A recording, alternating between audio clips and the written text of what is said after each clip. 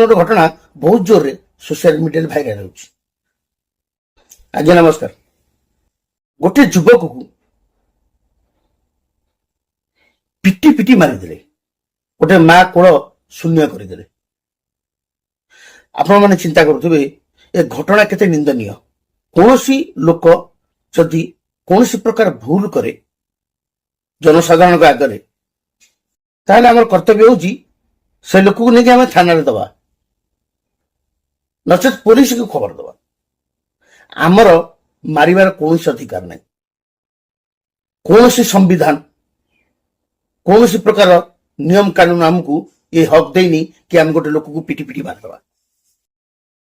ଆରେ ତା ପାଇଁ ଆଇନ ଅଛି, କାନୁନ ଅଛି, ବ୍ୟବସ୍ଥା ଅଛି।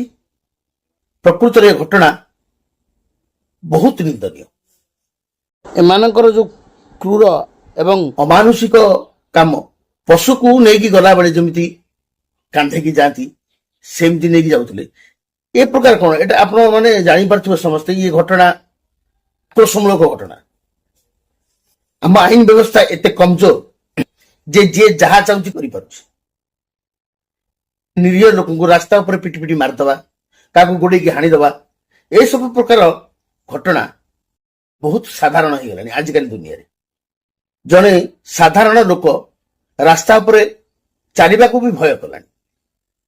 ଆଉ ଗୋଟେ କଥା, ରାସ୍ତାରେ ଯଦି ଗୋଟେ ଝିଅର ସାଇକେଲ ଚେନ୍ ଖସି ଯାଉଛି, ନଚେତ ଆପଣଙ୍କର ଦେଖିଥିବେ କିଏ ଗୋଟେ କଣ କ୍ରିଟିସାଇଜ କରିଦେଉଛି, ଆମର ଯୋଉ ମନ ଭିତରେ ଗୋଟେ ପ୍ରକାର ହିରୋ ଟାଇପର ଫିଲିଙ୍ଗସ ଆସୁଛି କି ଆମେ ଏକଦମ ହିରୋ ଭଳିଆ ଏଣ୍ଟ୍ରି ମାରିବା, ଏଣ୍ଟ୍ରି ମାରିକି ସେ ଝିଅକୁ ବଞ୍ଚେଇବା କି ସେ ନାରୀକି ଆମେ ବଞ୍ଚେଇବା। ତା ଭିତରେ ଆମକୁ ଯାହା ହବାକୁ ପଡିବ, ଯାହା କରିବାକୁ ପଡିବ, ଆମେ କେମିତି ହିରୋ ହବା। କଣ ଏତେ ହିରୋ ହବା ଦରକାର?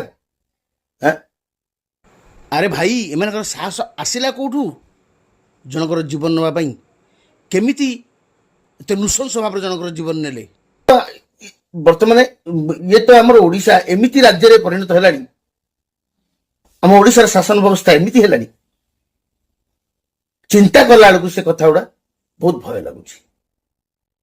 ରାସ୍ତାରେ ଜଣେ ସାଧାରଣ ଲୋକ ଯିବା ପାଇଁ 100 ବାର ଚିନ୍ତା କରିବ କି ମୁଁ ଠିକରେ ଆସି ଘରେ ପହଞ୍ଚି ପାରିବି କି ନାହିଁ। ସୌମ୍ୟଙ୍କ ଘଟଣା ଦେଖନ୍ତୁ, କି ପ୍ରକାର ଅମାନୁଷିକ କାମ, କି ପ୍ରକାର ମାନେ ଯାହାକୁ କୁହନ୍ତି ପଶୁତୁଲ୍ୟ କାମ, ସେ ଯୁବକଟିକୁ ଅତି ନିର୍ମମ ଭାବେ ପିଟି ପିଟି ପିଟି ପିଟି ତାକୁ ମାରିଦେଲେ।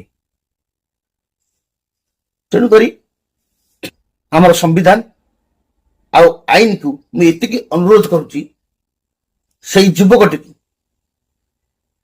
ସୌମ୍ୟକୁ ଉଚିତ ନ୍ୟାୟ ମିଳୁ।